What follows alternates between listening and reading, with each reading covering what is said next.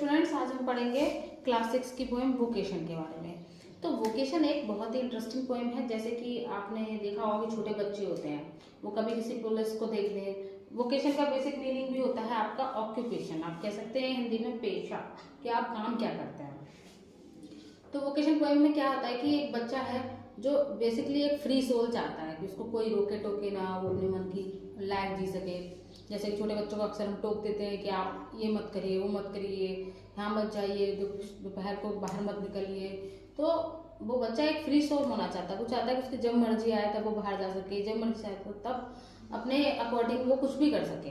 तो ऐसा होता है कि छोटे बच्चे होते हैं तो ज़्यादातर आपने देखा होगा वो चीज़ों को देखते हैं, ऑब्जर्व करते हैं और उसके अकॉर्डिंगली ही अपने माइंड में थॉट्स जो है डेवलप करते हैं। तो इसी में राइटर, इससे जो पोएम है वोकेशन, ये रविंद्रनाथ टैगोर ने लिखी है। और ये जो राइटर हैं यहाँ पर बता रहे हैं एक बच्चे के बारे में। जो बच्चा पूरे दिन अपनी आसपास की चीज़ों को ऑब्जर्व करता है और उसके अकॉर्डिंगली अपने माइंड में थॉट डेवलप करता है। सडनली वो दूसरी चीज़ देखता है, उसका थॉट चेंज हो जाता है। थर्ड चीज़ देखता है, उसका थॉट फिर से चेंज हो जाता है। लेकिन ओवरऑल जो उसका एक थॉट होता है कि मेरे को थोड़ा फ्री रहना और अपने अकॉर्डिंग सब करना है। तो ये उसको चीज़ों का ऑब्जर्वेशन यहाँ पर इस पॉइंट में आपको देखने को मिलेगा। बिल्कुल वैसे जैसे बच्चे जब छोटे होते हैं तो कहते हैं कि अरे आप, आज बच्चा छोटा है, उसने किसी पुलिस को देखा, मुझे पुलिस बनना है बड़े होकर। सडनली वो किसी हॉस्पिटल में गया, फिर उसने डॉक्टर को देखा तो उसने कहा नहीं डॉक्टर बहुत अच्छा होता है, मुझे डॉक्टर बनना है। इसी तरीके से बच्चे के जैसे थॉट चेंज होते हैं, इसी के बारे में इस पोएम में बहुत ही अच्छे तरीके से बताया गया है। चलिए हम इसको पढ़ते हैं। When the gong sounds in the morning, sounds 10 in the morning and I walk to school via lane. तो जैसे ही सुबह के 10 बजते हैं, जैसे ही घड़ी में 10 बजते हैं, मैं उठता हूँ और मैं अपनी गली से होता हुआ स्कूल जा रहा होता हूँ। Every day I met the hawker crime, और जब भी मैं अपनी गली से निकलता हूँ तो मुझे एक हॉकर दिखाई देता है। हॉकर आपने देखा होगा गली में कुछ सामान बेचते हुए, तो मुझे गली में एक हॉकर दिखाई देता है जो हमेशा चिल्लाता रहता है। क्या चिल्लाता है? बैंगल्स, क्रिस्टल बैंगल्स, कि बैंगल ले लो, चूड़ी ले लो, क्रिस्टल बैंगल्स, कांच की चूड़ियां ले लो। There is nothing to hurry him on. और जो बच्चा है उसने उस हॉकर में क्या ऑब्जर्व किया कि इसको तो किसी भी चीज की जल्दबाजी नहीं है, क्योंकि बच्चा अपने स्कूल जा रहा है, उसको ऑन टाइम वहां पर पहुंचना है। तो वहां से कंपेयर करते हुए बच्चा कहता है कि इसको तो कहीं जाने की जल्दी नहीं है। There is no road he must take, उसको कोई आइडिया नहीं कि उसको पर्टिकुलर किसी रोड पर ही जाना है।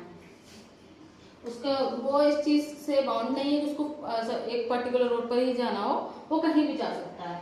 They no place he must go to, ऐसा कोई प्लेस भी नहीं है जहाँ उसको जाना हो जो कि फिक्स्ड हो।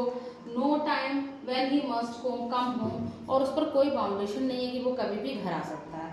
तो जो बच्चा है उसने जब अपने घर से स्कूल के लिए जा रहा था तो रास्ते में हॉकर को देखता है और जो भी बैंगल्स बेच रहा होता है और चिल्ला रहा होता है बैंगल्स ले लो, चूड़ी ले लो, कांच की चूड़ी ले लो। तो उसको देखकर जो बच्चा है वो ऑब्जर्व करता है कि इसको तो किसी की भी चीज़ की जल्दी नहीं है, और इसको ये भी नहीं है कि इसको पर्टिकुलर किसी रोड पर ही जाना है, इसको कुछ किसी टाइम की जल्दी नहीं है कि इसको इतने बजे तक इस जगह पर पहुंचना है। क्योंकि जैसे बच्चा स्कूल जा रहा है तो वहां से वो कंपेयर कर रहा है when he must come home, और उसे कब घर आना है इसके लिए भी वो बाउंडेड नहीं है।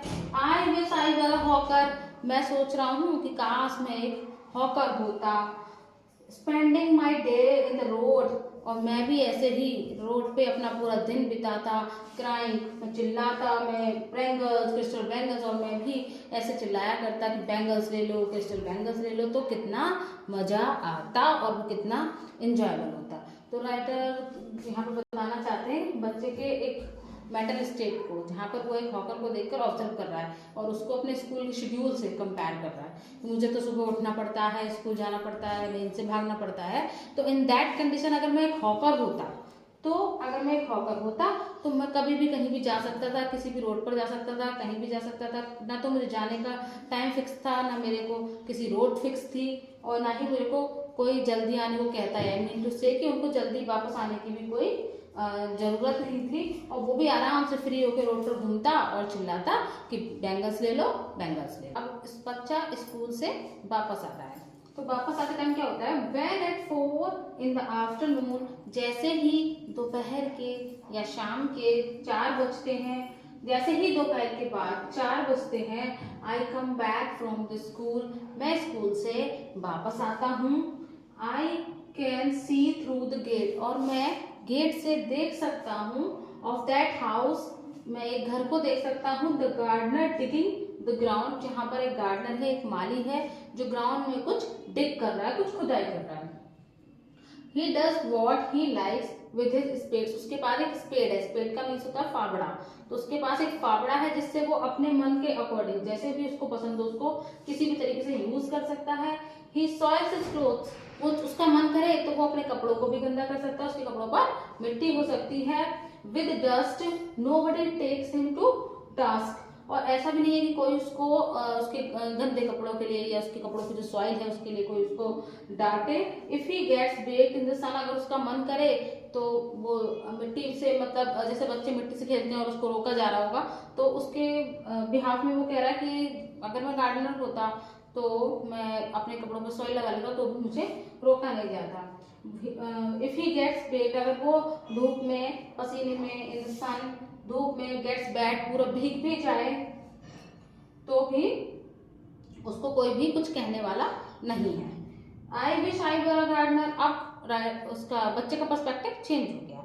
सुबह उसको हॉकर बनना था, स्कूल से आते टाइम उसको मन हो गया कि अब उसको एक गार्डनर बन जाना चाहिए, digging away at the gardener, और जाकर गार्डन को डिग करना चाहिए। With nobody to stop me from digging, और कोई भी मुझे वहां पर रोकने वाला नहीं होगा, कोई मुझे वहां पर रोकेगा नहीं कि तुम स्पेड से क्यों खेल रहे हो, या तुम ग्राउंड को डिग क्यों कर रहे हो, तुमने अपने कपड़ों पर मिट्टी क्यों लगाई हुई है। इन सब चीजों के लिए उसको कोई भी नहीं बोलेगा अगर वो एक गार्डनर होगा। तो यहाँ पर राइटर ने सुबह एक हॉकर को ऑब्जर्व किया था, और शाम के टाइम राइटर कहना चाहते हैं कि एक बच्चे ने सुबह हॉकर को ऑब्जर्व किया और शाम के टाइम बच्चे ने एक गार्डनर को ऑब्जर्व किया। चलिए आगे देखते हैं।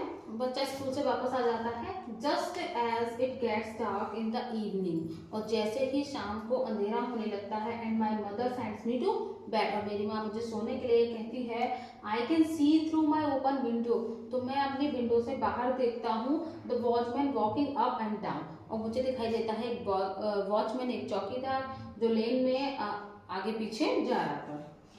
The lane is dark and lonely, पूरे जो सड़क होती है उसमें पूरा अंधेरा था, और वो जो वॉचमैन है वो बिल्कुल अकेला था। And the street lamp stands like a giant, और जो स्ट्रीट लैम्प होती है वो देखने में ऐसी लग रही थी जैसे वो कोई एक जाइंट हो, एक दानव हो, जैसे वो कोई एक जाइंट है, दानव है। With one I in its head, और उसके सर पर एक रेड आई है, मीन्स रेड लाइट जो उसके ऊपर जल रही है, जो रेड लाइट है स्ट्रीट में, उसके बारे में कह रहा है कि जो रेड लाइट है वो ऐसा लगता है कि वो एक जाइंट है और उसके सर पे एक रेड आई है।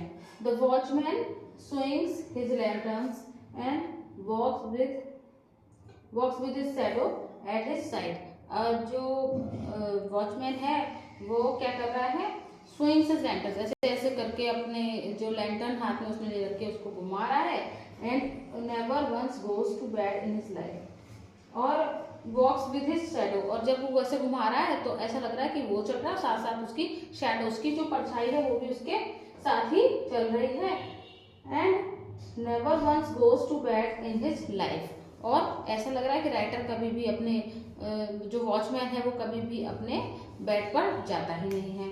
अभी आपने देखा कि सब सुबह बच्चा स्कूल जाता है तो वो हॉकर को ऑब्जर्व करता है, स्कूल से वापस आता है तो बच्चा जो है गार्डनर को ऑब्जर्व करता है। अब बच्चा जब सोने जा रहा है तो वॉचमैन को ऑब्जर्व कर रहा है, और उसको ऐसा लग रहा है कि जैसे वॉचमैन अपनी लैंटर्न्स के साथ प्ले करते हुए रोड पर घूम रहा है, रोड में कितना अंधेरा है, अकेला है वो, उसके बाद अपनी लैंटर्न्स को घूम रहा है, और जैसे जैसे वो चल रहा है साथ में उसकी शैडो भी उसके साथ वॉक कर रही हो, उसको ऐसा लग रहा है। तो ये कितना इंटरेस्टिंग है, मतलब उसको ऐसा लग रहा है कि जैसे उसको कभी रोका नहीं जाएगा, अगर वो वॉचमैन बन गया तो उसको कभी रोका नहीं जाएगा कि वो अकेले बाहर ना जाए, अकेली सड़कों पे ना घूमे या अंधेरे में बाहर ना जाए, तो काश वो अब एक वॉचमैन बन जाता। तो सुबह उसको हॉकर बनना था, शाम को उस बच्चे को जो है गार्डनर बनना था, अभी उसका पर्सपेक्टिव बिल्कुल चेंज हो गया, अब उसको लग रहा है कि I wish I were a watchman. चलिए आगे देखते हैं। बच्चे को लग रहा है कि काश वो एक वॉचमैन होता।